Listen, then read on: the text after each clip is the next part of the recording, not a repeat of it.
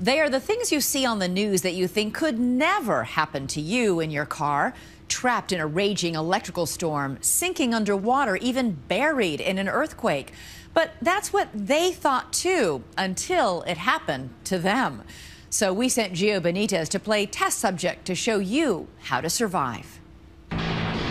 For today's motorists, there are threats around every corner. From earth. Oh my God. Wind. We're caught in the middle of a tornado right now. And fire. Disaster strikes suddenly, and first responders won't appear in an instant, so survival depends on you. If you think and act like a Navy SEAL, you can survive anything. Cade Courtley is a former Navy SEAL who wrote the SEAL Survival Guide, Secrets to Surviving Any Disaster. When disaster strikes in the car, do you abandon ship or do you stay put? It depends on the situation. So we brought Cade to the LA City Fire Department's preparedness training facility, dubbed Disaster City, to put me to the test and teach you how to survive. The worst decision you can ever make is not making a decision. You think of 3 options, do a quick pro and con, and then just pick one and go with it. Oh, it's stinking. It's to my right. It's up to my right. It's going down fast. I can't get out of the car. Disaster number 1, submerged. Your car plunges into the water. More than 200 people drown this way every year. Hit the water pretty hard. Thought I was gonna die. Last month, 22-year-old Morgan Lake hopped into her sporty red Sebring and headed for Maryland's Chesapeake Bay Bridge. So I was gonna go salsa dancing with my best friend, was just have fun. A routine drive becomes a near-death experience in seconds, a harrowing disaster that grabbed the nation's attention. It was a miracle, the survival story. I look into my rearview mirror and see a huge 18-wheeler coming full speed. It had hit me pretty hard, and everything around me just shattered. Morgan's car is teetering on the guardrail, then plunges 27 feet into the choppy bay below. With time ticking away, instead of dialing 911, Morgan fights for her life and gets out fast. I buckled my seatbelt, visualized my car, went at an angle to come out of my driver's side window. That's Morgan climbing the rocky base of the bridge, clawing herself to safety. Hang on, we called 911, hang on. Morgan, hang on, help is coming, okay? A quick exit is key, so keep a window hammer in your car for this. You've given yourself emergency escape route, you're out of there.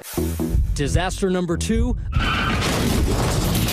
a downed power line on top of a car, a potential hazard in any storm. That is electrically charged, still. If you are not in immediate danger, resist the urge to flee. Stay put. You've got 4 tires, rubber. That is acting as insulation. That's keeping you within this car from getting electrocuted. Wait for help. Shockingly, having another car push you out of the way may be safe, but don't let anyone approach on foot. It could kill them. Don't touch the car! Worst case scenario now. The car is on fire, so you are forced to leave your car. Most floor mats, they're made of rubber. That's gonna help act as the insulator. Open your car door, grab that floor mat, and put it out maybe about 1.5 feet, 2 feet outside. Now you wanna rotate slowly, 90 degrees, keeping your foot up. You just killed yourself. So right there, is you allowed an arc to come through one leg that was separated and killed yourself. So if you keep your feet together out on the mat, and now without touching the exterior of the vehicle, use the seat, go ahead and push yourself up. All right. Keep the feet together. Now, slowly hop with your feet together away from the car. So I'm gonna hop feet away. Together. Right. That's your best bet for getting out of this scenario. Disaster number 3, avalanche. It may seem unlikely, but would you know what to do if this happens? Oh! An avalanche just hit that guy. They don't get much snow in LA, so to simulate an avalanche, we blacked out our car, sure to set the heart racing.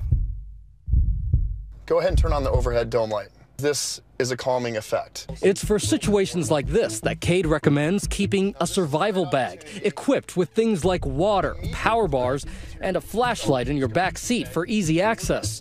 Now your instinct is probably telling you to get out. Don't. The pressure and the weight of all that snow would be like trying to dig through concrete. Snow is insulating and will keep the heat in. Temperature won't be a problem, but air could be. Preserving precious oxygen is crucial, so calm down, catch your breath, and breathe slowly. Then kill the engine before it kills you. First thing you want to do is conserve this pocket of oxygen. You're going to die from carbon monoxide a lot faster than you will from suffocation, and it's all about time. It's about people coming to get us. So let them know you're there. Is to honk that horn. Oh, just honk the horn. Just honk it. And see, that's not something people even think about. Exactly. Our final disaster, an earthquake. If you are driving, the biggest concern is heavy falling debris, so stay in your car. Now, there's one exception to this rule. If you're in a parking garage, the last place you want to be is inside that vehicle. We dropped a 6-ton, 12,000-pound parking structure slab on our cars. It completely smashes the top of the vehicles down to the steering wheel. No chance of survival if you are sitting inside, but outside of it, Hopefully, you'll end up with a void space like that. surprisingly, Cade says get out and lay down next to the wheels of your car.